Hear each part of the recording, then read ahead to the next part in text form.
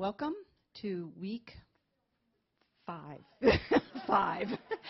We're halfway through the TLOS seminar.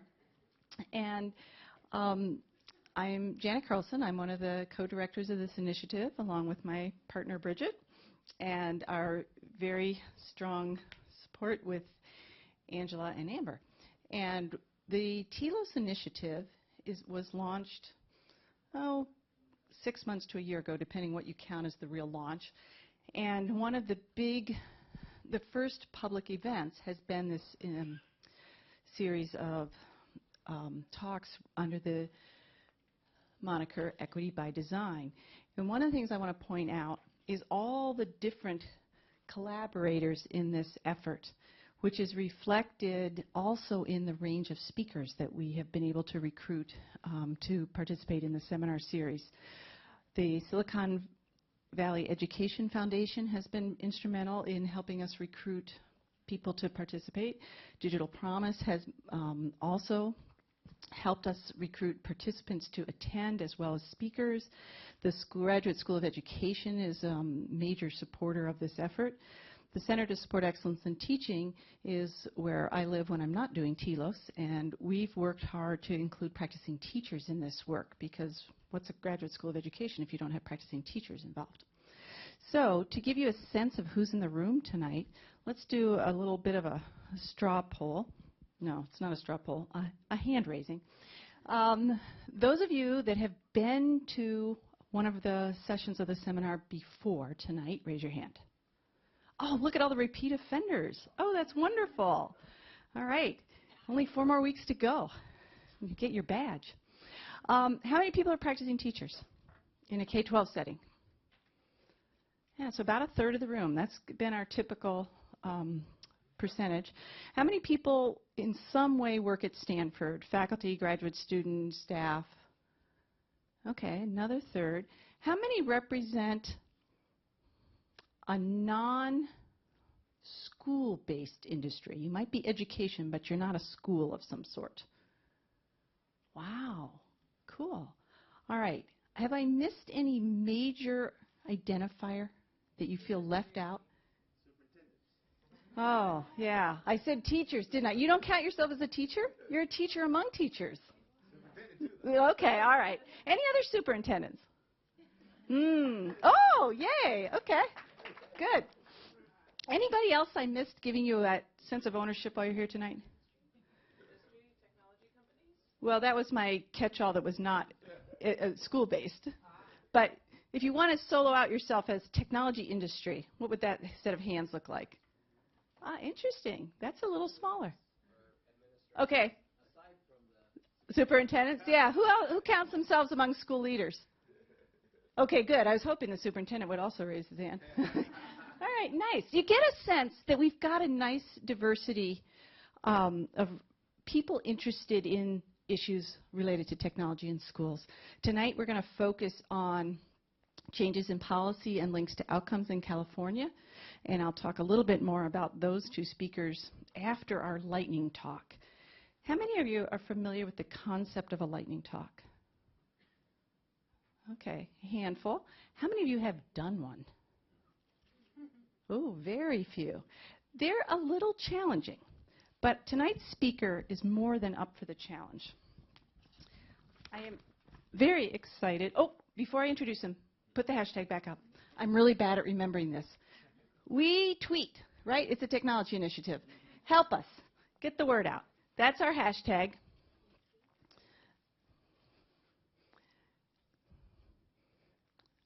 Got it memorized? Now I'm excited to introduce our lightning speaker tonight. So David Cohen, come on up, is a national board certified English teacher and, I'm proud to say, a STEP graduate. That means he did his teacher preparation here at Stanford.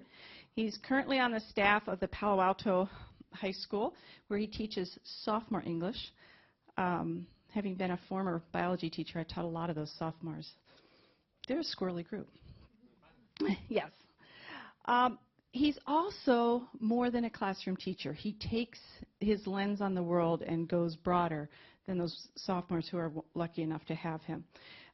In the last few years, he launched a teacher leadership network called Accomplished California Teachers, and he's been co-directing that.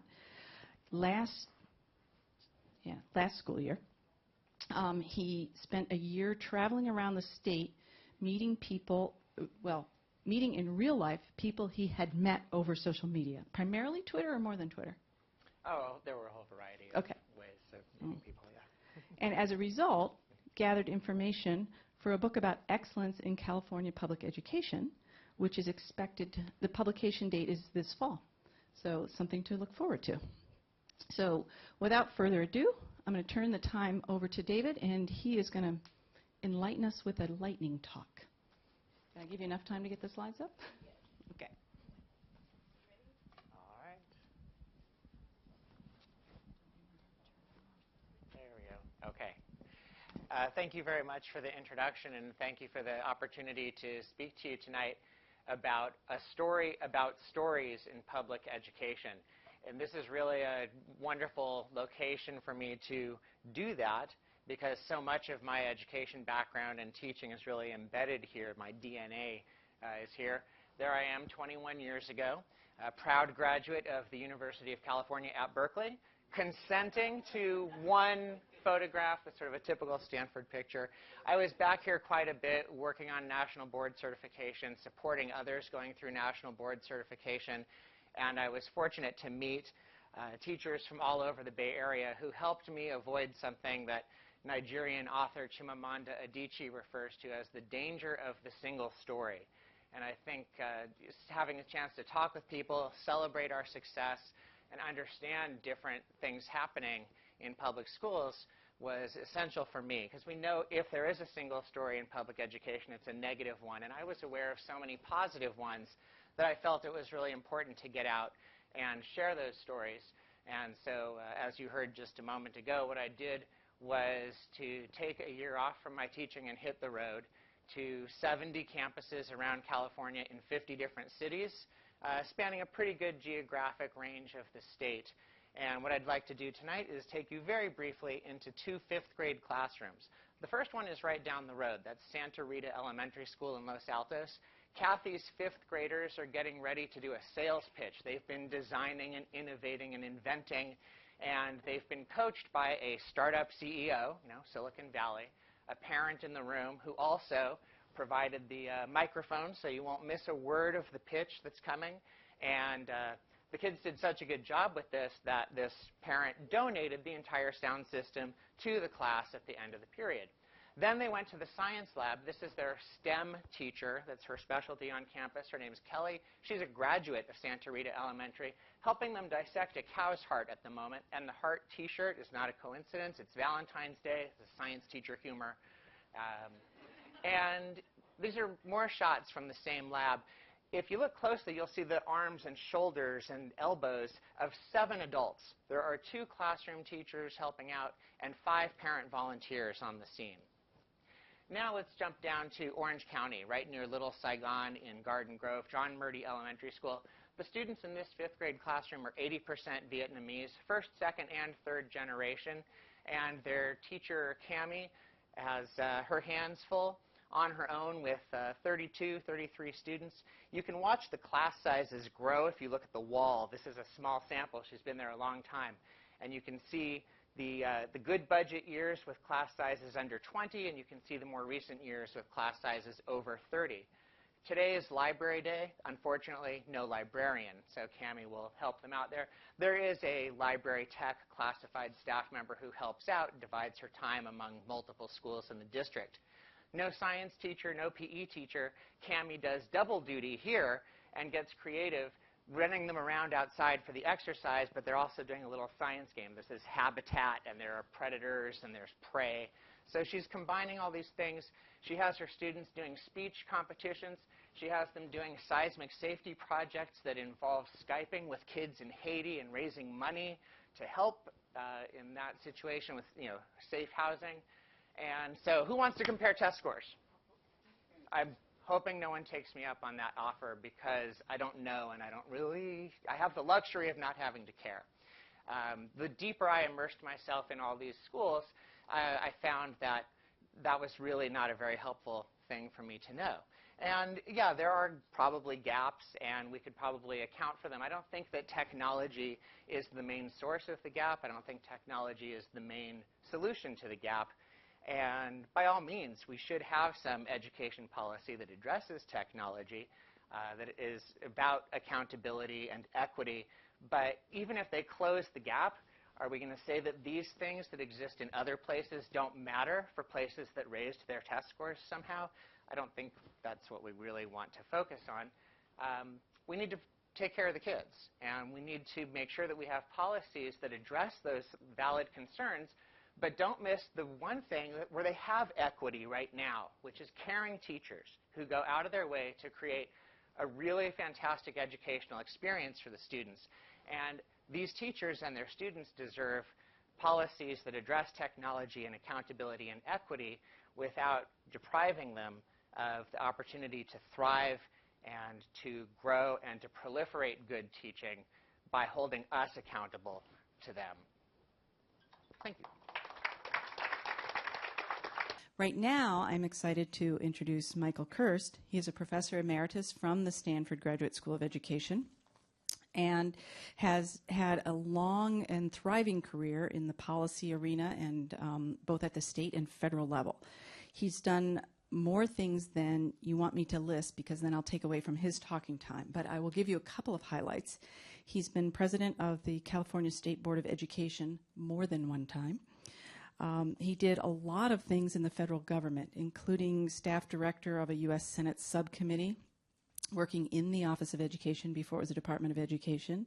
He worked in the Office of Management and Budget as a budget examiner, and was in the very early days a program analyst for Title I ESEA, which is the Elementary and Secondary Education Authorization.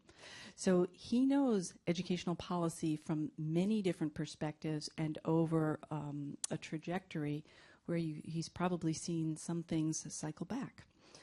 And he's going to talk to us tonight, and I hope provoke some more thinking.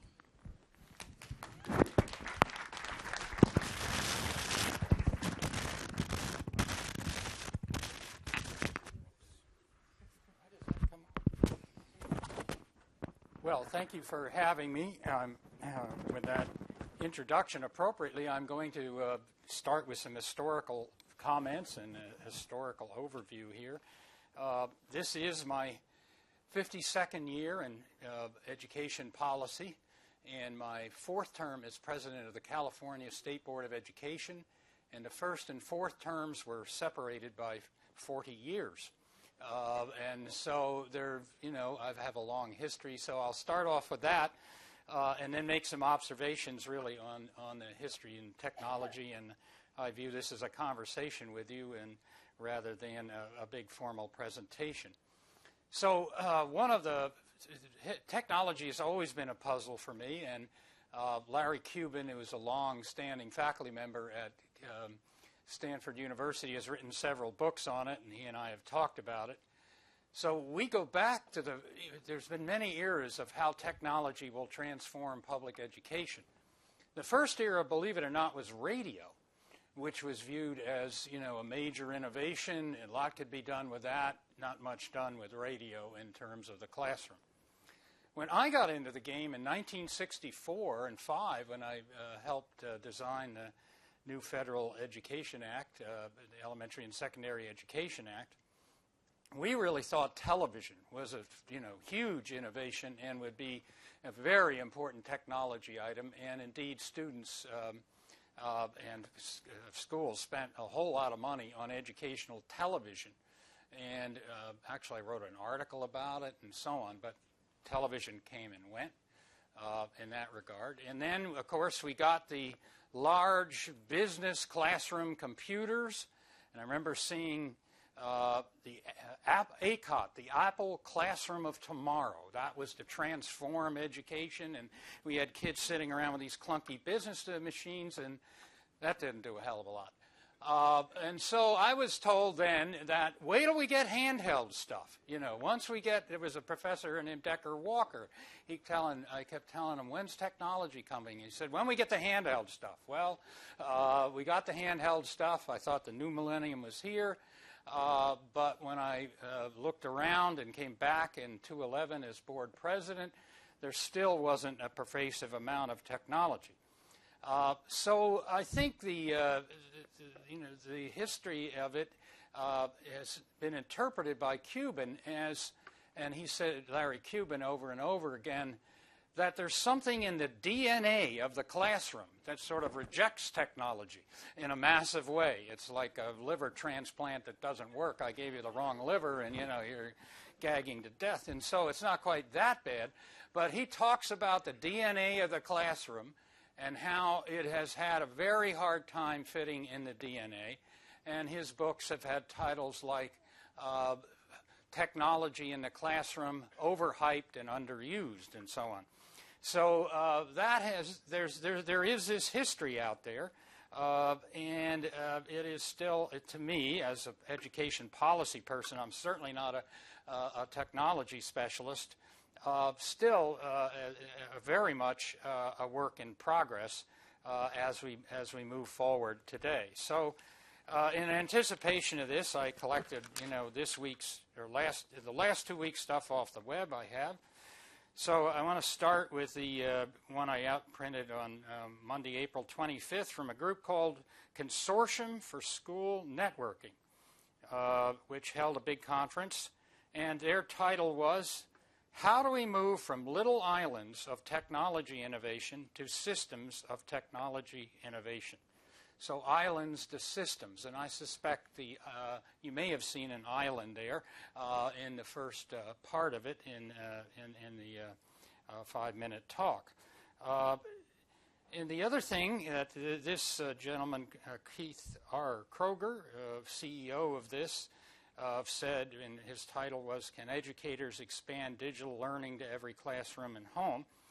The majority of schools now online are no longer ranked preparing for computer-based tests as one of the top 3 technology concerns facing school systems. So this was they surveyed had a large survey of all leaders, not just the schools online. So the real this is the one thing I did participate in. We have of course transformed our assessment system to the Smarter Balanced Assessment. And it is a computer adaptive test. The SAT is still paper and pencil and views computer adaptive as unfair to low-income students. So students transform from our system of computer adaptive to paper and pencil for their high-stakes college exam. Seems rather odd to me. But anyway, in mounting this, we assessed last year 3.2 million pupils without a serious hitch. We expected a whole lot of pupils would need a paper and pencil version. Of the total amount of the 3.2 million people who needed a paper and pencil version, 916 ended up with a paper and pencil version. That's despite the fact that when I came back to office in 2011, the average school in California had the average bandwidth of a family. So we spent an enormous amount of money with a very sophisticated technology rollout. And the last years, we were down to Death Valley was one of the last. It's very hard to get bandwidth below sea level. And so we were dealing with the Death Valley school districts right up to the end of the area. So I think this is a huge attainment, but a lot of these districts are still wheeling the technology around from classroom to classroom to give the assessment, and how much it's filtering into the classroom, I don't know. So the majority of schools are now online, and more federal money is pledged through the new Federal Communications Commission Act. So that gives you a success in terms of assessment, but to me, the next challenge is moving beyond assessment. And then the second clipping I think you got today was that these were, Harold Levy, who is a former New York City superintendent of schools. Unfortunately, he says a sizable chunk of the billions of dollars of money is being wasted in technology products that are overpriced and underperform, diverting school funding that could be better used to benefit students in other ways. There are more than 3,900 math and reading apps, classroom management systems, and other software services for schools in the United States. One of the things I was told way back was the problem's software. We've got the hardware, it's software. Well, now we have 3,900 out there, and I'm wondering if the problem is still software. So the last person that I will pick up is Bill Gates from April 20th, 2016. Bill Gates gave a big speech on this at a teach-in at the summit in San Diego, and he said, educational technology is still at its earliest stages and is yet to live up to its promise. Philanthropist Bill Gates told an audience, we really haven't changed students' academic outcomes, he acknowledged. But over the next decade, he says, we'll move to a new level of quality as EdTech providers begin to understand student and teacher needs. So it's always the next decade, and maybe the next decade will be it, and I damn sure hope so, but I don't know in this regard. He pointed to, said even the layout of the classroom will look different. It will require more than just a shift in technology, and he pointed to Summit Public Schools, which is right in our valley.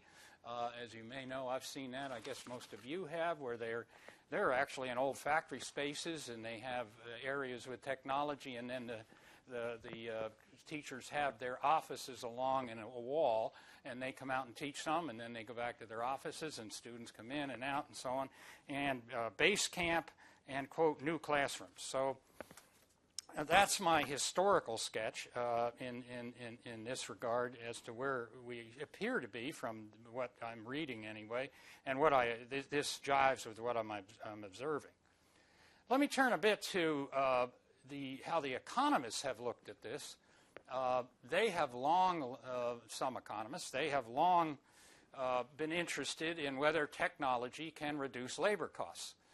80 to 85% of school budgets are labor costs. Higher education also concerned with this. And Bill Bowen, who used to be the president of Princeton, who writes on labor costs and higher education, said, well, higher ed is sort of like a string quartet. That's the way we operate, and you really can't ask the string quartet to play faster, or, we're just stuck with this model. But the other people have said, well, we need to begin to look at how we can use technology to substitute capital for labor, which has happened in so many industries. I have observed auto assembly lines over time, and they went from all people to mostly robots making cars. And so that has been an area. One area that began that I viewed in our own county was rocket ship. Rocket ship schools, they had a model where it was interesting. You either taught English or math, not both. This is an elementary school. And then they had a period of 2 hours or more where kids worked on technology. They worked with people, more or less teacher assistants who were on the technology. They saved 1/6 of their per pupil costs through their technology intensive thing. And for a while it was working, and they now have moved on to another model, but it's an interesting model, and they actually showed how it could be done, and I was very interested to see that. But of course technology now is talked of more as a supplementary learning tool. So 2 weeks ago I went to a conference here and got Governor Brown to come down and talk on teaching and learning in higher education. And this was formed by the MOOCs, edX out of Harvard, MIT, and then various companies here, Udacity, Coursera, and others originally. And the president of Stanford University said there's a tsunami, quoting, tsunami coming in technology with the MOOCs. Well, the MOOCs have really run into trouble, and this year it was more about teaching and learning and how technology can assist in learning as a supplementary tool rather than just as a standalone area with the MOOCs. So that And I really have a lot of hope for the MOOCs. My own view is the MOOCs are sort of like the movies when I first went to them in the 40s. But you know, they're 1947 movie, and really by the late 50s, the movies were in color. They were fantastic compared to the black and white of the 40s. So I think people, to me, there's a lot of hope for the MOOCs. We'll have to figure out better ways of helping students rather than just turning them loose on that. The online charter schools have really had mixed results at best and very low results in many cases. The online charter schools, people keep comparing them to other charter schools or other schools, but their prime audience to me is teaching parents who are educating their kids at home.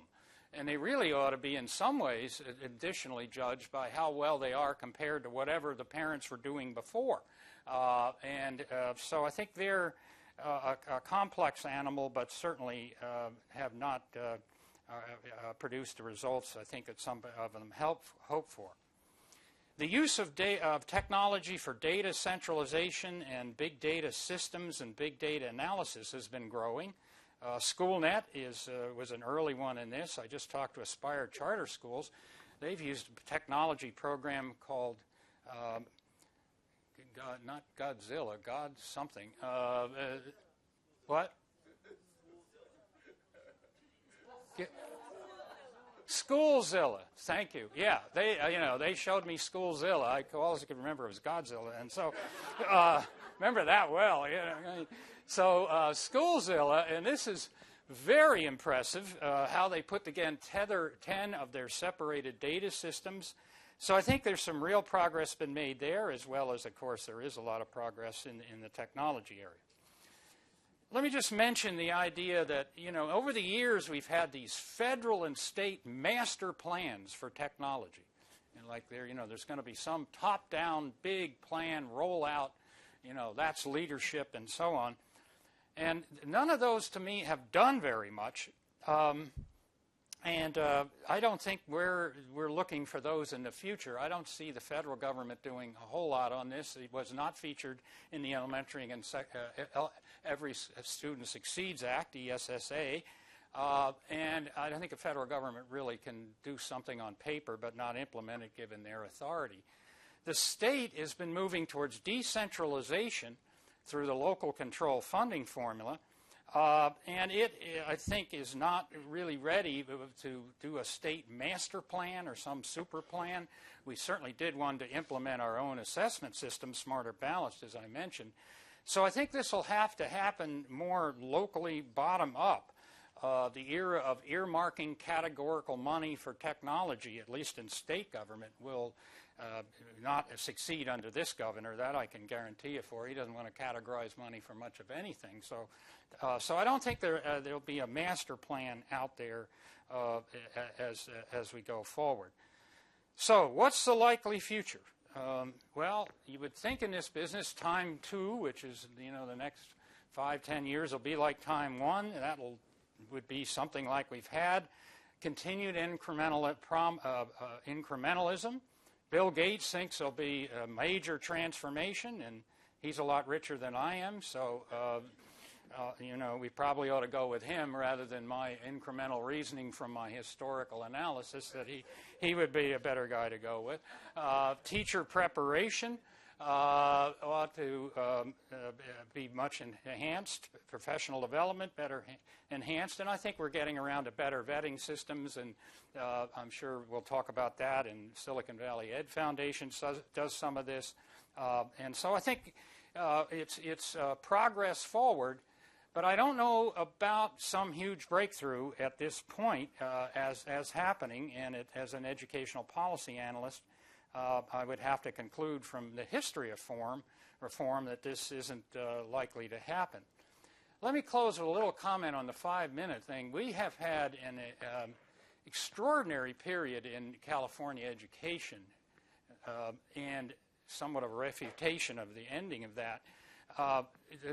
There's a thing, the policy window opens in policy when you can really do big policy changes.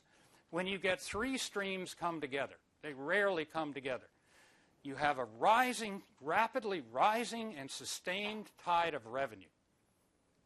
And you have, as a second stream, a politically united coalition which will sustain your reforms, in our case, for 8 years. And then lastly, you have some big ideas. And we, of course, we believe Common Core is a big idea. How does technology help Common Core? That's a question I'd like to see.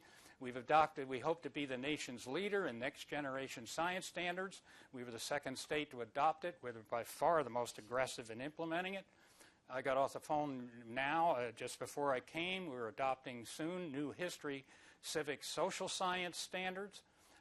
So we're revitalizing and revamping everything we're teaching. So it seems to me this is a challenge for technology. But lastly, partly in defense, I guess, of the second school there, we passed a local control funding formula. We have increased spending since the recession in 2008 by $54 billion. We spent $12 billion in targeted funding in just the last 2 years in that regard. The average, and the formula is highly directed at low-income pupils. Once you have a concentration over 55% of low-income pupils, then you get 50% more per pupil. So I asked Darryl, and I said to him, since 2011, your funding's probably up 50% per pupil. 50% per pupil is not chicken feed. And he said, yeah, that's about right. My spending's up about 50% per pupil. So, you know, it's hard to do better than that, frankly, in the history of education. The last time I saw a situation like this as favorable in public policy is when I started with President Lyndon Johnson in 1965. So it is really a period of hope and of change, but that's another story. So with those remarks, which may not have been what you wanted to hear, I turn it over to a much more upbeat. I'm glad he's second because, you know, he'll give you the pizzazz, right? Okay. You know, when I look at what we've been able to accomplish in my district, I think it's so much more to do, you know. Because having technology is one thing, knowing how to use it is another thing. Seeing students' academic outcomes increase is another thing still. So let me just go through my presentation. It's a little different. It will be interactive. That means at some point I will have you stand, dance, and sing with me. So this will be a little different. And also I've written a special Stanford University rap that I'll end up with this today. So, all right. So thank you for inviting me. It's really an honor to be here. I'm just a poor boy from Memphis, Tennessee. So to tell you a little bit about myself, I'm straight out of Memphis. You've seen the movie Straight Outta Compton, right? Straight out of Memphis. Born and raised in poverty, the wrong side of the tracks. But I always believed that there's always something greater than you that impacts your life if you only listen. And so for me, that came with listening to the neighbor give piano lessons. And that's kind of an ironic statement because if I'm in the poorest community, how is my neighbor giving piano lessons? Well, the pastor at the church lived next door to us, and he built this nice, really nice house. Now, next door to him is our house, which doesn't have restroom facilities, as you would think in the modern times. And it's very embarrassing for me growing up to know that that was the state of my family. But listening to her give those piano lessons changed my life because that's how I got connected to music. And isn't that what this is about? Connection, connectivity, being connected with yourself, with others, and in part your impact on the world through those connections. So we're fortunate. You know, I went to school there. I went to the University of Memphis. Mother gave me some great advice. Get your degree before you go into this rock and roll band thing you want to do. Thank God I listened. But I was in a pretty successful band called Xavion. And you could Google that now, and the video will come up. We had a record deal. We're on MTV, heavy rotation. But unfortunately, it was the same time Prince was in heavy rotation. So guess who won that battle, and God rest his soul. Michael Jackson and Prince was like happening in '83, '84.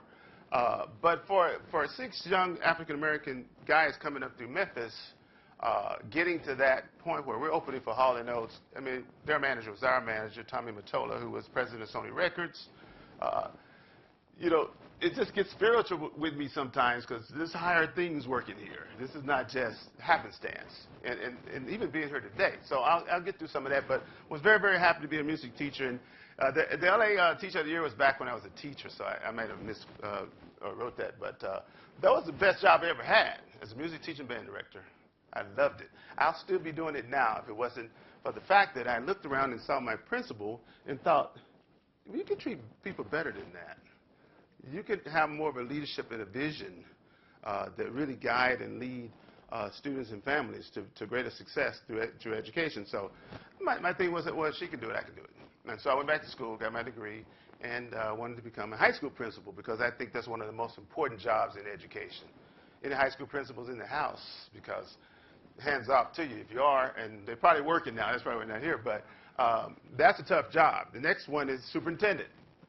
That's just an insane job, I'll tell you that. And I got my brothers, he knows what I'm talking about. Insane. I mean, you got 5 or 7 board members that you have to babysit half the time, and you got a teachers union you got to deal with, classified union. It's just amazing how much you have to have those soft skills called personality and you know, collaboration, and sometimes you just have to, you know, really coddle people and to help them to do the right thing. But all of this has just led me to this point, and most important, I want to talk about my kids in my district. And so I have some numbers up here for you. 100%. That means every single student gets free and reduced lunch. Every single student.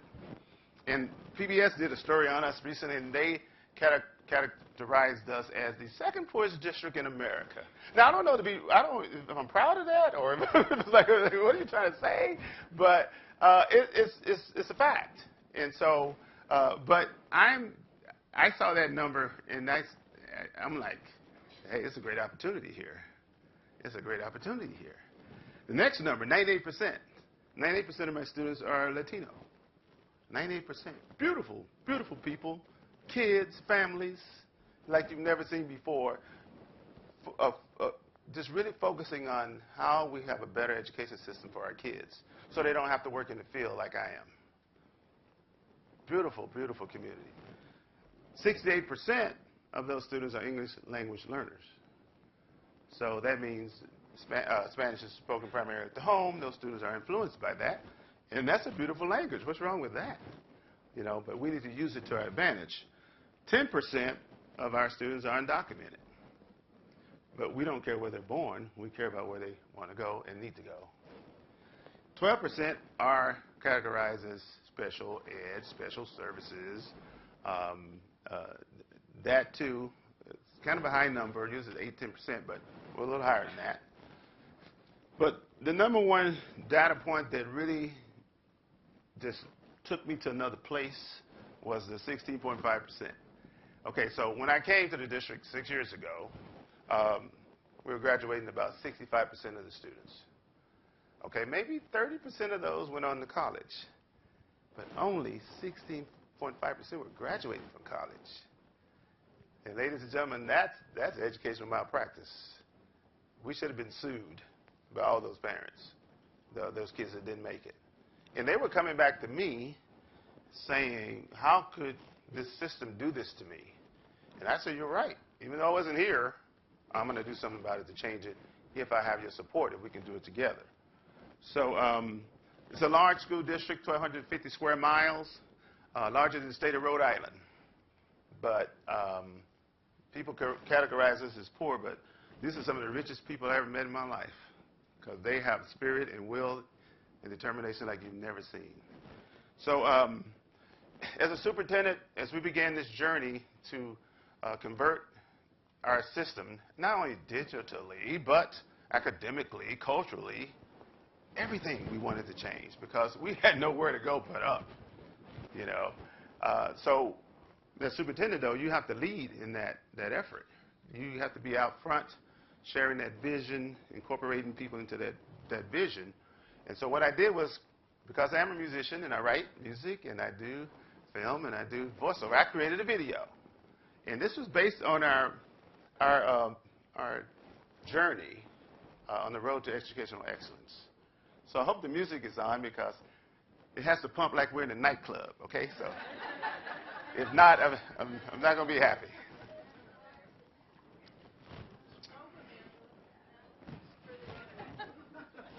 Yeah, can you put the strobe light on or something? As Superintendent of the Coachella Valley Unified School District, I am honored to serve some of the poorest of the poor in our nation. 97% of our students are Hispanic, and 90% receive free and reduced lunch. And of the small number of students that pursue college, only 16% graduate. Surely, something needed to change. And that change is taking place. We are transforming our district to a one-to-one, 24/7 mobile learning environment. Using Apple Technologies, products, and services, our goal, prepare all students for college, career, and citizenship by providing 18,000 iPads for 18,000 students. In April, we traveled to Cupertino. Immediately, we knew that Apple possessed the right approach, the right products, and the right services. In May, we held Transformation Day to chart our path forward. In July, we qualified Measure X, a general obligation bond. In August, we began an ambitious iPad pilot program by placing 5,600 iPads in the hands of our students, with 120 teachers using iPads and MacBook Pros like pros. By utilizing Apple technologies and applications like Keynote, Pages, iMovie, and GarageBand, our data indicated that the pilot program students were more engaged and more excited than ever about their learning. And most importantly, these students are doing better academically and socially. So we are happy to announce that in November, our voters passed Measure X with 67% of the vote. Therefore, our journey continues with Apple products and services at the core of the Common Core. And now, a new and true 21st century teaching and learning environment is possible because we now understand the need to marry technology, content, and pedagogy to ensure that learning is the focus, not memory. Together, we are now paving the way by utilizing iPads and challenge-based learning to transform the way we communicate, create, think, and collaborate. Some say think outside the box. We say there is no box. The question was, what kind of world do you want? The answer is a world where hope plus equity plus Apple leads to a better day and a better way. Thank you. Thank you. Thank you very much. So I had a lot of fun writing the music to that, performing the music to that, doing the voiceover. But it showed my community that this dude is serious. I mean, you know, and we began this in about 2011, as Dr. Kirst would say, this process. We did a huge pilot, 5,600 kids out of we actually have 20,000 kids now. 5,600 kids had an iPad, and 120 teachers had to apply to be in the pilot. It was a 30-page application. We wanted to make sure we had, you know, pilot teachers who really believed in what we were doing. And so we knew, and I knew that those kids would go home and tell mom and dad, this is the best thing since sliced bread. And the teachers' colleagues would see them and like, hey, I want a piece of that. And that, you know, when that initiative came up in 2012, during President Obama's second term, it was like 67%. I mean, I felt like I had won the lottery. You know, it was just a beautiful day and a beautiful time for us. But it was that community, one of the poorest in America, taxing themselves to do this. This is how much they believe. And that's, you know, I'm not, you know, I mean, if you don't have the vision and ability to persuade and convince, it makes it much more difficult. But, you know, our community believed and they trusted in what we were doing. So our goal now is not high school graduation. It's preparation for college, career, and citizenship. What else should we be doing in K-12? I don't know. I mean, if students are not prepared to go to a four-year school in California, we have failed them. And by this I mean, why are we not offering every student the A through G curriculum in California? I call that tracking, and some people call it discrimination. So we eliminated that from our district. Every kid gets A through G. And yes, I had distractors. Those kids can't do this. I watch them. If we believe in them and we give them well-qualified and trained teachers, and we help the parents understand why it's important, give the students the devices and the tools they need, Heck, I'll take summer school. You know, we have virtual online school. We'll take kids for a 5th year if they want to stick around. Whatever it takes, we can do this. And we're proving it now because every kid will have that option when they graduate from our district. Careers, we're doing wall-to-wall academies. We got academies, if you think of an academy pathway, we have it. Aviation, kids that learn how to fly planes. We have an airport right next to us.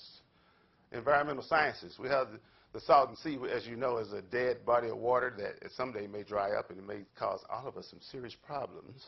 I got kids working on that. You know, robotics, drones, everything that you can think of. Students have these pathways now where technology, where they can see the future. Now they're connected like never before, and education is relevant to them. Citizenship, we don't care where they're born. We care about where they want to go, where they need to go. And we want them to use these tools in a common sense way. So all of our devices, you have to sign an acceptable use policy, responsible use policy. You have to go to a class before you get it. Your parents have to go to the class as well. And we're also training parents on how to use the device. It's called the iPad Institute. And why do we choose iPads? Nothing against any other product out there. If that's all you got, give it to the kid. But I'm asking for nothing but the best for our kids because I want the best for my kids. Okay, so some people, well, you can buy a Chromebook for half the price. Yeah, but it's not an iPad. I want the top of the line. How many of you guys got Macs in here? Okay, say no more, say no more. And I'm not a commercial for Apple. Believe me, I love them, though. They're my friends. We worked together on this for many years. Apple changed some of their protocols because I told them I'm not going to buy 20,000 iPads unless you let me have the ability to lock down that device. I promised our parents a safe device. And so they changed their protocol. They changed it. And they had us beta test it. Now, if you're in a district in America getting an iPad, we influenced how that's working for you because it was that important. Okay, so, but every student understands digital citizenship as well as just being a good person. You know, I mean, I was bullied as a child. It wasn't fun, but it made me stronger. And I don't want to see any other kid go through that. So we're talking about character education, the importance of being a productive member of your community and your neighborhood. And that's important to us as well. So we're having a lot of fun with this, and we're seeing these things happen right in front of our eyes. I met with Carol Dweck today. Some of you may know her, Dr. Dweck. And one of her statements in her book was, you know, the question sometimes people ask, did I win or did I lose? And she said, that's the wrong question. It should be, did I give my best effort? Because if I did, you never lose. And that's been sort of, and I just met Dr. Dweck last week at the ASU GSB conference in San Diego where Bill Gates was speaking. I was in there when he spoke those words. You know, I was trying to get a picture with him, but I figured, you know what, I got a picture with Common, I got a picture with some other people. I don't think I want to chance a billionaire and just walking up saying, hey, I want a picture with you, Mr. Gates. You know, I didn't want to go to jail that day. But he was very, very influential in what he talked about, and his words were taken very seriously because he's doing a lot of things for us in education. And we really, truly appreciate it. But that kind of mindset, as Dr. Dweck talked about, and most of you probably have too, is continuous improvement. We're never satisfied. One of my mottos is the status quo is the enemy to excellence. You know, so for me, it's the status quo cannot go. Doesn't fit. Doesn't work for me. And the same thing for my school district. If you're going to come there and think you're going to work 30 years to get a retirement, you're in the wrong place because I'm going to find you out. And either you're going to get better or I'm going to get you out because it's not doing any help. It's not a help to our students. We talk a lot about equity and inclusion, but I try to touch people in the heart and soul. So every now and then I get a little syrupy on you, and I tell you I love you. What's wrong with a superintendent telling his people that you love them? And I do, and I do it all the time. And because I believe if you connect with people that way, you'll be just amazed by what you can do together when you truly collaborate. But if you have this standoffish kind of better than you, that's not going to work. Our community is very, very horizontal. I'm no better than my custodian or my principal or my parent. In fact, I'm going out this Friday. I kind of lost my mind for a minute. But I'm going out this Friday, and I'm harvesting crops with our parents. It's called the Walk in My Shoes Initiative. So, yeah, don't clap now. Clap when I survive it. That's what you clap. Because it's really hot in the Coachella Valley. But they already sent me a list of stuff I need to get, a big hat, the right kind of clothes, and you get the suntan stuff. I'm going to do it because I want them to know I'm no better than you. I just, I was lucky. I got an education, You want your kids to have an education. I'm actually pushing some of them to go back to school. We have one of the largest adult education schools in Riverside County because we want parents to continue. It's continuous improvement for all of us. So for us, it's like, you walk the walk, you talk the talk. And we include everybody. We have the Year of the Parent last year. Well, guess what we had this year? The Year of the Parent again. Every year's the Year of the Parent. They're too important. You can't leave them out. They're a crucial part of what we do. And now I've incorporated them into a superintendent parent advisory. And they be giving me some serious advice, too. And the same thing with the students advisory. You will learn a lot just interacting and connecting on those different levels with the different groups. For us, one of the things that have made us successful, as opposed to our friends in LA Unified, who I love, we followed this strategy of train your teachers first. Give them the device. Because the kid's going to outlap them pretty quick anyway, because kids they got it, they know it. But you got to get them ready first. And then you could start giving them out to the kids. But we knew that a well-trained teacher with the right content could really then impact learning. And, of course, then we came along with the technology for the students. So that's worked brilliantly for us, and the president has even recognized that and talked about it. Some of the innovations I like to talk about is sort of my no-box approach.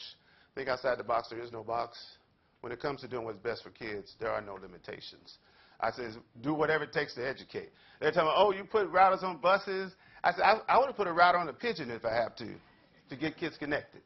Now I've sort of migrated that to drones. I'll use drones because I got a call from Peter the other day, so don't want to inflame any bad feelings.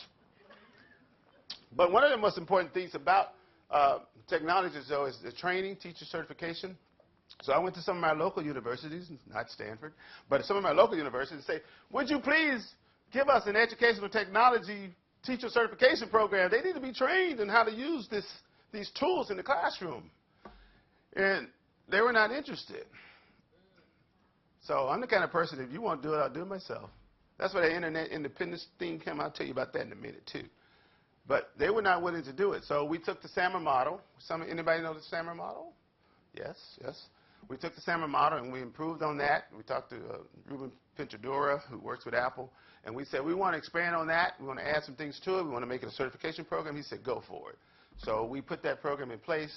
We've taken at least 500 of our teachers through the program. Those are the teachers who go in their classroom. They're truly integrating technology into their teaching and learning. It's amazing. I have other districts want to, could we buy that program? And we'd give it the program. We have iTunes U courses on all of this stuff. So you can just go look us up. Wi-Fi on Wheels, that story, we started that in 2013. The president found out in 2014. And that's when he brought me to a White House. And I'll show you in a minute a little comment he had.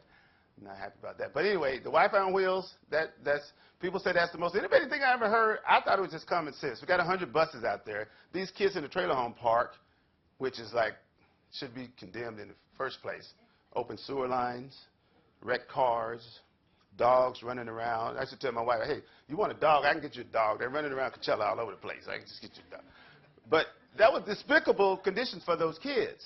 It was not, to me, it was appalling. If you guys saw it, you'd be like, we'll all march on Washington or something. It was crazy. But, and even worse, they didn't have connectivity. So we put the routers on the buses because kids, they could do some work on the way to school. Some kids on the bus like 60 minutes, 90 minutes on the bus. And so we started parking those in neighborhoods, and those families are now connected. And I talked about career academies and citizenship. Anyone have AVID? Yes. We've avidized our curriculum. Check these numbers out. The students that are in the career academies are graduating at 92%. Students in Abbott are graduating at 95%. So why is not every school in California have those programs? Somebody needs to answer that question. Because if you're not, it could be akin to educational malpractice. So here he is. Darryl Adams is the superintendent of the Coachella Valley Unified School District in California. Where's he? There you go. Good to see you. One of the poorest school districts in the country. And a few years ago, Coachella started providing every student from pre-K to high school with a tablet of their own. Is that one of them that you, yeah? You didn't take that from a student, did you? Okay. They paid for it through a bond measure, which voters overwhelmingly approved. So the whole community is committed to their children's education. Many students still don't have internet access at home, but the district found a solution for that too. They're putting Wi-Fi routers on school buses and parking them across the district every night. This is really smart, right? So you got to underutilize resources, buses in the evening. You put the routers on, disperse them, and suddenly everybody's connected. Now it's not just students who can get online, it's their families as well. I like that part where he says not only students that get online, it's their families as well. Because now families, we find out, they're taking Spanish classes, they're learning about finance, you know, they're doing a lot of things now that they didn't have access to. Most of them had a smartphone, but I don't know how many essays you can write on a smartphone. You know, but kids with these tablets, they're doing amazing things. And it's just really exciting to have the president. Now, you wait all your life for a shout-out from the president, but you don't expect him to be bagging on you, making jokes about you, but those jokes were cool. And I've been back to the White House 8 times since that, because he loves what we're doing. 8 times. So one of the things I want to leave you with, outside of a couple of tunes we're going to do in a minute, a little dancing, is the formula for true success, though, is because of all this technology and great teachers, is when we truly start to personalize and customize learning, when the student can take responsibility for their own learning. That's when you're going to see education truly transform. But as long as we're like connected and locked into that classroom environment, and one of the things I like about what Dr. Kirst said about Summit, I mean, I went to Facebook this morning because I'm taking advantage of being up here, and I told them, I said, look, I heard you doing personalized learning, you got the Summit thing. I said, you guys want to make a big splash, come to my district, we'll do the whole district. And their eyes lit up. And so, you know, I'm talking to my team tomorrow, and I'm going to make it happen. Because if students take responsibility for their own learning, it's like that old saying, give a man a fish, feed him for a day, teach him how to fish, feed him for a lifetime. These kids will do things you just wouldn't. You think we've had some innovations to this point. You wait until that happens. And so we're going to move forward on that with Facebook, our new friends from Facebook. I did make the mistake of telling them that I had 18,000 LinkedIn connections, but it's really about the connections that really matter. So I want you to sing this. It's really easy. You repeat after me. You ready? Say it. Connections really matter when we come together. Connections really matter, and we can make it happen. Listen here, as I connect with you, you connect with me. It ain't the status quo that will set you free. Let's think outside the box. There ain't no box. The only way to know is the way to the top. There ain't no mystery to what we need. We need a better way, a different strategy. With the power of the team and the ability to dream, we connected one by one. It's a beautiful scene. Say it, connections really matter. We can come together. Connections really matter, and we can make it happen. Connections really matter when we come together. Connections really matter. You can make it happen. Thank you.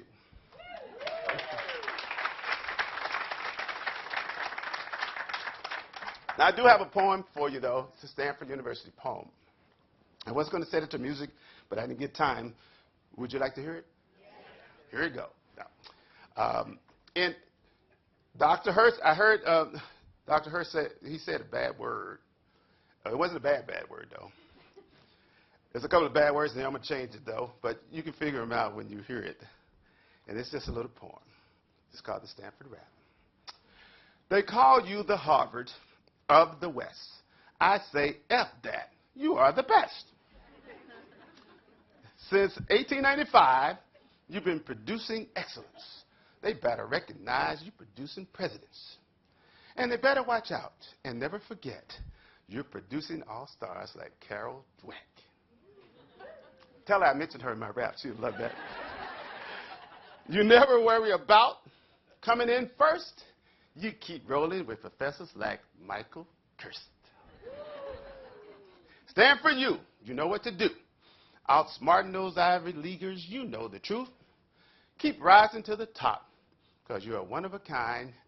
Keep the winning strategies and don't waste no time because what you do is affecting the masses. Keep taking names and kicking asses. Thank you very much.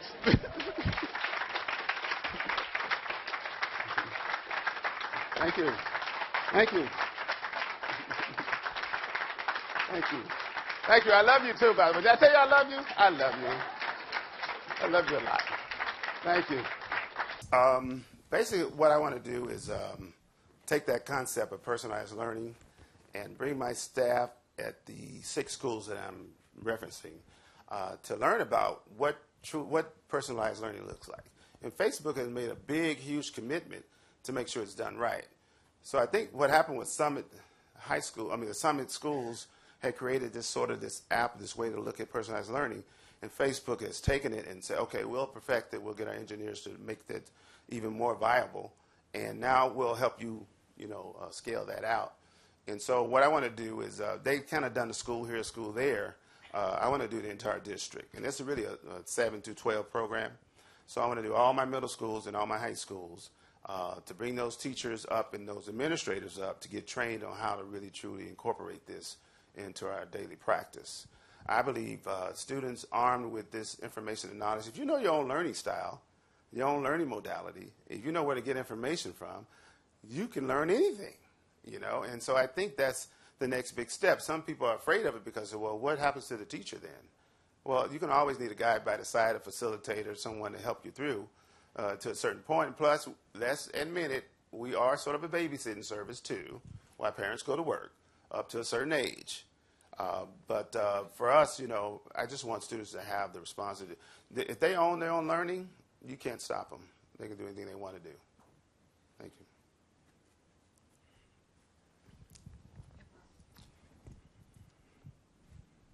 This is for all of you. I've been honored to work in higher education for 38 years. And I firmly believe that the last 2 years of high school, while maybe very instrumental, helpful in terms of maturity or assisting with social skills, etc., I think if they were replaced with at least 2 years of college, the first 2 years of a university education, whether it's community college, whatever model, I think it would make a transformative impact on our youth. What are your thoughts about that? Firmly, I believe that many of them are ready for college at the 6th grade. Well, I'll jump in briefly. That's something that I think has been proposed before in various ways, that where there's a lot of merit to that. I think a lot of the most exciting things that I saw traveling around were happening in the career academies that Dr. Adams was talking about, and other schools and districts have those kinds of things. And we have situations where we don't trust high schoolers with certain books. We don't trust them to manage their bodily functions, and then you send them off to metal shop. I had a picture up there, and we're handing them tools that will remove limbs. And so when they are engaged in something purposeful and meaningful where they see the point in it, they are much more trustworthy, and they do make those kinds of connections. So, I think there's a lot of merit to that. I always would sort of err on trying to favor, or at least look at, the local demand and the variabilities in different communities and where their interests would be in something like that. But, yeah, there's a lot to that idea. Yeah, the area I've addressed that on is wrote a paper called Overcoming the Senior Slump. So I've particularly focused on the senior year. You're raising more years, but I just think we've had in America no clear rationale for the senior year. And in California, there was a tradition of, taking very light class loads, coming home at 12:30. We particularly have a state where you have a very large use of community colleges. They have 8% of our graduating class goes to the University of California. 8%. So 65 to 67% go to community colleges. There are more African Americans in 4 community colleges in LA than there are in the whole UC system. So I think that the senior year has never really been reconceptualized. Now, Darryl, has these career academies, so he's got Pathways there, and we're trying to work more with Pathways Trust. So you've been working with that. He's been using A to G. That has 4 years of English language arts and so on. But most of the requirements are done by the senior year, particularly that second half of the senior year. So that's an area I think we need to reconceptualize. And one of the things I've worked on are what are called college reference courses, where senior year courses really simulate college. When I go to schools, I went to recently Northwest Missouri, and I talked to them about their students. They said a lot of these students could really make it, but we teach in 15 sessions and what they spend all year on in mathematics and in high school, and we expect 3 hours of homework for every hour in class. That you would begin to not have this dramatic change, and that would be one aspect of re-engineering the senior year. Yeah, my thought is, and I talked a lot about this to our staff, and it's that if we can help the students find their passion in life, they never have to work a day in their life.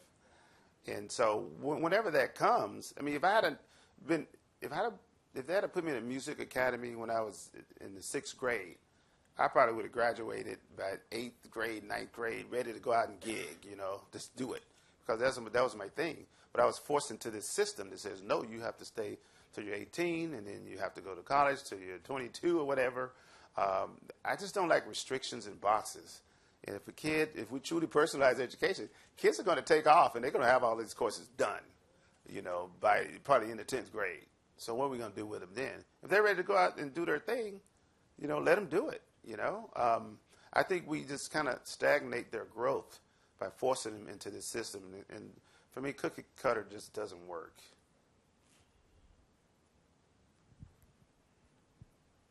I have a question for Dr. Adams. So it's so inspiring to hear how you're connecting with families and how families are taking up the tools to learn as well. And I'm wondering what you are learning from your conversations with the families about the power of technology in their children's life and their own life.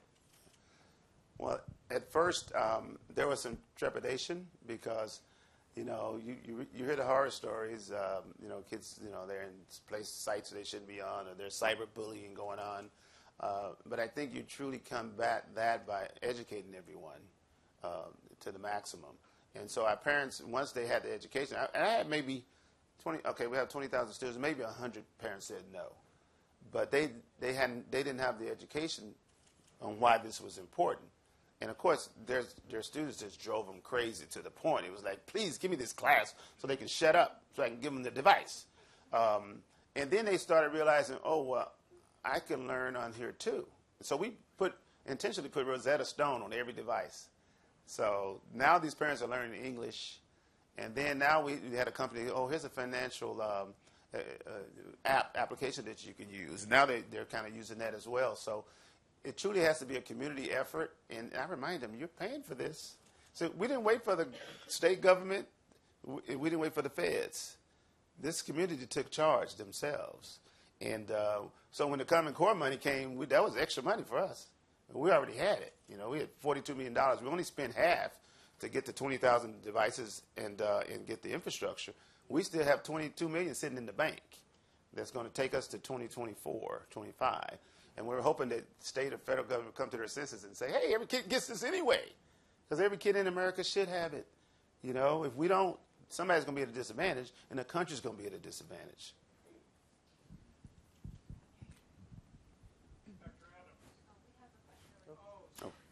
For Professor Kirst, but also I would be interested in hearing from the other speakers. So you quoted Cuban saying that there is something in the DNA of the classrooms that rejects technology. I was wondering if you could share your thoughts on what you think that might be. So besides teacher education, besides software and hardware issues, is there anything else that we haven't actually touched upon? And then I would be interested in hearing the opinion of the other speakers as well. Thank you. Yeah, I'd be better if Larry could answer this, but I guess one of the things he would have observed, and I think observed from the Coachella Valley thing, is what was shown up there is, of course, the traditional array of the classroom. You know, so what I saw were iPads and students and desks and so on. So he always looks for whether there's a different configuration, really. So you go to Summit, that's really radically different than what I saw there. So he would talk about the way the class is organized towards the front in areas. And I was once quoted in the Wall Street Journal saying the biggest change in education is when we unbolted the desks from the floor. And that was a major innovation. And so at that point, so I think that's part of it. Part of it, I think, is that. There's something about the personal relationship, and that machines are too impersonal. So I think that's part of it. And it's just that the traditional role of the teacher is defined in certain ways and proceeds in certain ways. So it's people have never really grasped the teacher's the idea that it isn't more them in front and the students in the back. And he's observed classrooms for 40, 50 years and keeps looking at pictures historically, comparing the pictures of how it appears. Every time I see a classroom on TV, I look, they show it just randomly, on the news. I look, is that, what would Cuban think of that classroom, and it still looks pretty much the same. So if the model, you're the technologist, not me, but if the model is that you've got to use these machines in rows and have them in front of them and so on and so on, and so the way education handles technology is it adds something on. So the first push was towards the computer room. You went over there and you did stuff in my day which was called typing, and now it's keyboarding. And you worked with the machines, and so they walled it off from the classroom. So the initial thing was of implementation was a computer lab. That was entirely predictable by educational history theories. You shield the classroom, put it over in that lab, and so that was another part of his analysis. I would say the bottom line is the iPad doesn't care about you. It's that simple. That's what gets my students most energized. They like using technology. They do some really wonderful things with it. My learning curve on that is, at a midpoint. I have a long way to go, so I can't claim that I'm so outstanding at it, and they still prefer the interpersonal kinds of things. But to the extent I've had any success with it, it doesn't rival the interpersonal. I think it's going to take some time to really reconfigure schools to be more open, like the summits. I'm putting a bond in front of my community now to redo Coachella Valley High School, which is a 100-and-something-year-old school. But the idea is to, let the kids get in on the design. Let's get some input from them. And even though you saw them, this was 2012, what you saw, but now you see them all over campus doing all kinds of crazy things with these iPads and with technology. But then it leads them more into collaborating together. And now they're starting to talk with each other. And they'll see that they have common goals and things they want to accomplish together. And I think the learning occurs in the mind. It's not in the environment so much. I mean, it is part of it. But really, the change and the transformation occurs in your mind when you say, hey, I can make the impossible possible because I have a window to the world now. have a window to research. I could take an MIT course if I wanted to, or I can invent an app if I want to. So I think that's where we want to get away from the physical sometime to the mental and the spiritual, and just be open to the possibilities. Dr. Kirst, you said that there's about 900 and some odd kids took the SBAC on paper. That's an almost trivial number out of 3.2 million. But back east, where a lot of kids took the other test, the PARCC test, there was a lot of research that showed that kids who took the test on paper did better than the kids who took the test on a computer. Are you at all concerned that we may have had the same thing happen here if there were more kids who took the test on paper as opposed to the computerized version? Or is that just, do you think, an artifact of the other testing program? No, I think it's probably right. And there was a lot of states that reported the same thing, where they had considerable paper and pencil. I'm somewhat concerned, and also it helps in some ways. We're hoping that our results on Smarter Balanced will go up. One theory one could advance is as kids get more adept with the computerized version and are better prepared for it, our scores will go up. So it'll really assist us in saying, well, we're getting better. These students are really learning how to use the computers, because I think it's an important skill for them to happen. What I'm seeing is that, of course, that schools are putting in the ability to use computers and keyboarding and all that much earlier. So we're seeing a raft of the test has inspired many more programs to start with kids K-3. But I think our motto is in California state education policy is patience, persistence, humility.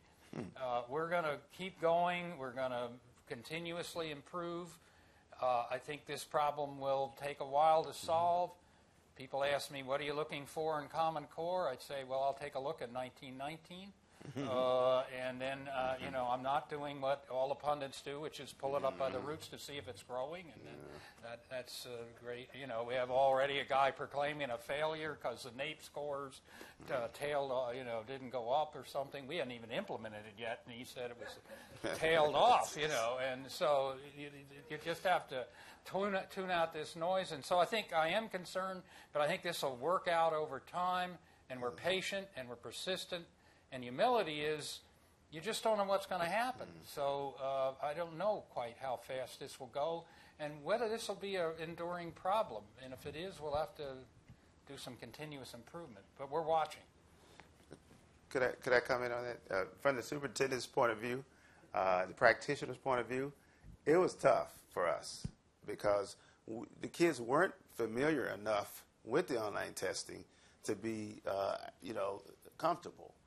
And then you're implementing the Common Core, too, on top of that. Then we didn't even have all the units of study written yet.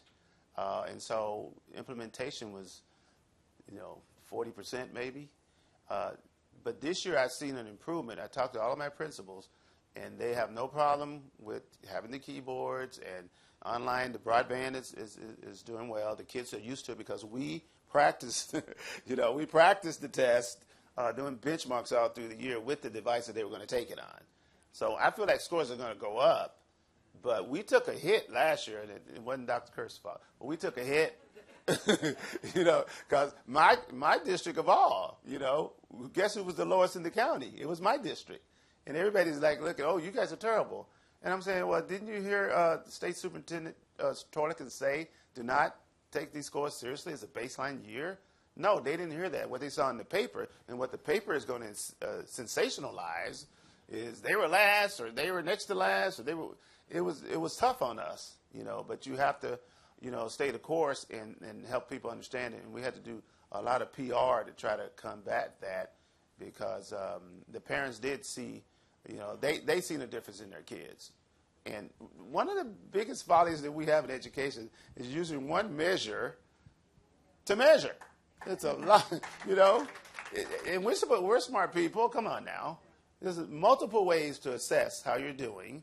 And then what about those qualitative measures? They matter too. And so to put all that on one single test score, I had to go to my parents and say, your student is not a test score to me. They're a person. I'm going to educate them holistically, and I'm going to look and see if they're prepared for college, career, and citizenship when I finish. That's how I'm going to judge how we're doing. Last question. With the expiration of the Common Core funds from the state level from last year, thank you, Dr. Kirst, for making Jerry Brown see the light. California districts are left with financing their technology purchases either out of scarce operating funds or going to a bond. Yeah. Right now, the bonds are a function of the land assessed value underneath the districts. That means that the poorest Californians are going to spend the most and borrow the most to pay for the same level of technology the more affluent districts are getting. Are we going to have any sense of a technological or land wealth equity formula as maybe the ALAO has proposed, trying to redistribute some of the money for refinancing these infrastructure development? Yeah, well, of course, as I pointed out, the funding is shifting to much more local option. When you get to patience, persistence, and humility, Jerry Brown and I were 35 when we were in office the last time. Gray Davis was Jerry Brown's executive assistant at 35. And Bill Honey was the state superintendent at 35. And we had all the answers. And if those old guys got out of there, we were going to transform education. Well, we're all now 76. The governor's 77. And so our view is we're just not smart enough to figure out how to arrange things in detail for a vast state like California with 6.2 million pupils, would go from Maine to South Carolina on the East Coast. Our student enrollment is bigger than the 22 smallest states. I wish I'd been born in Rhode Island, Delaware. We'd get this group here and settle a thing on this side of the room, but we didn't. So we're really, at this point, you've got to make this case locally for their spending money within their budgets.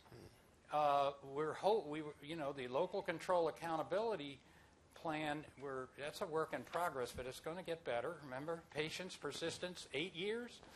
It's not going to happen in a year. We all have these long time frames.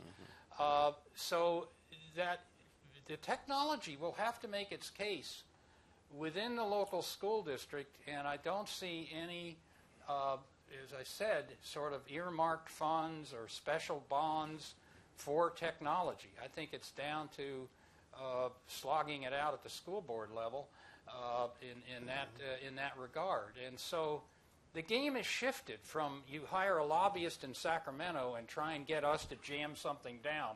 We had 41 categorical programs that we repealed.